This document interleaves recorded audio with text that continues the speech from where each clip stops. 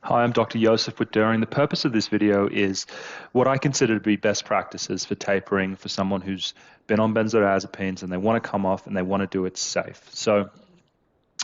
Um, the first thing that you want to think about is which risk category are you in? Because depending on the risk category, it'll influence whether you go more aggressive with your taper or if you go a little slower. So let me define what a lower risk category person is. So this would be someone that is younger. I'm going to say less than 40. It's someone that is on benzodiazepines, I would say for maybe less than 2 years or something like that. They haven't been on it for a really substantial amount of time.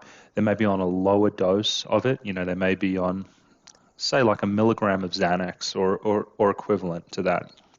Um, and and yes, so that would be what I would consider like a low risk person. It's someone that at least I would think would have a fairly straightforward taper.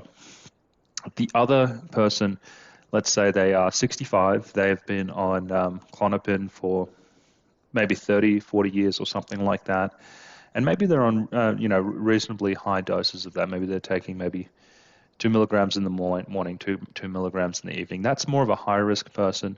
And the things that go into that is your brain is less plastic as you age. It's going to take a longer time to make changes as you go down. You're on a higher dose. There's been more compensatory adaptations over time. So you're going to be more better served by going a little slower. So, okay, so what's the overall strategy? Where should we start? So I think the best way for a lot of people to start is simply just doing dry cuts with the scale.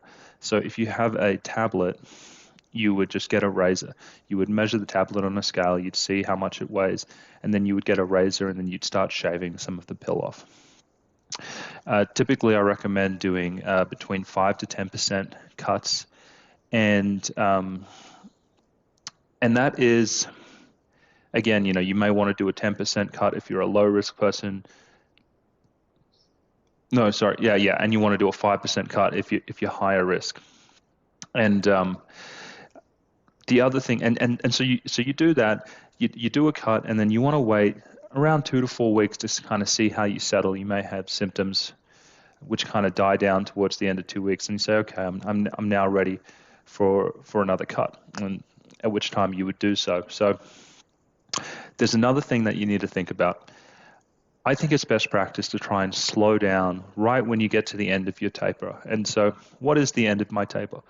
I like to consider it when you're going at doses below what are commonly recognized as the lowest kind of effective dose. And so what I consider that to be is, what is the dose of Xanax, like the lowest dose that people use therapeutically for anxiety? And that's probably about like a half a milligram. For Klonopin, it might be a half a milligram as well. For diazepam, this is 20 milligrams. For temazepam, that's around 15 milligrams. So once you get to that dose, you want to slow your rate of taper down. So you might, okay, so let me say it like this. So let's say you were taking, 60 milligrams of Valium. That was your level. You might be okay doing 10% cuts with 60 being the base, all the way down to 20. So you might just go, each 2 week period, you're just taking off you're taking off 6 milligrams, and you go all the way down.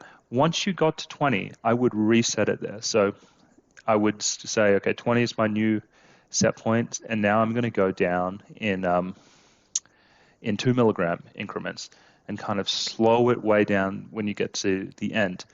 What typically happens during the course of withdrawal is it is at that last dose when you're kind of going below that minimum a therapeutic dose that things start to get a little bit more difficult. So we always recommend slowing down, and you may need adjustments. You may find that when you're kind of going down right at the end that it's becoming more difficult. You can reset, and then you can do smaller cuts. And overall, that seems to help most people. There are other kind of tweaks and nuances to this. Some people will do like a liquid micro taper where they'll take down a dose every single day. Those people tend to like doing that if they have a lot of symptoms after they have drops, even 5% drops. They may do something like that, and that works. It's a lot more complicated and time consuming rather than just doing a drop and waiting a few weeks. But that works for some people. And yes, I mean there's some other nuances in there about interdose withdrawal, and that's when, say, you start having a lot of anxiety right before you take your next dose, where there may be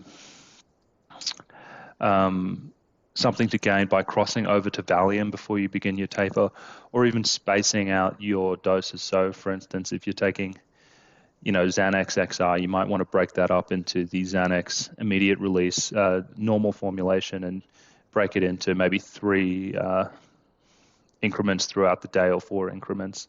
And that's another option. But I have other videos specifically on that, so you can look at that for further details. And yeah, I hope this was helpful. I think this is kind of like the way to go for most people who are starting a benzodiazepine taper. You can go and look at the Ashton manual as well. The advice is pretty similar and a lot more comprehensive.